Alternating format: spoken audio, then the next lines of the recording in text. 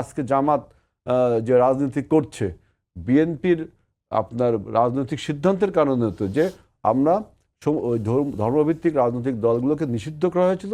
সেই ধর্মভিত্তিক রাজনৈতিক দল আমরা যে মাল্টিপার্টি ডেমোক্রেসি দিলাম, সেই সুবাদেই তারা আসলো। মানে বিএনপির সংস্কারে কতটা আন্তরিক। আজকে আওয়ামী লীগও তো আপনার রাজনীতি করতে হবে, বাকশালের করিডোরের মধ্যে ছিল। আমরা যদি মাল্টিপার্টি ডেমোক্রেসি না দিতাম, আওয়ামী লীগও আসতে পারত না। অর্থাৎ BNP to run the country এবং বাংলাদেশের জনগণের স্বার্থে দেশটা চালানোর জন্য কত আন্তরিক দেখেন আপনি। নির্বাচন একটা দেশে আজকে 12 মাস হয়ে গেল। আপনি আমাদের কাছে মনে হচ্ছে সংস্কারকে ঢাল হিসেবে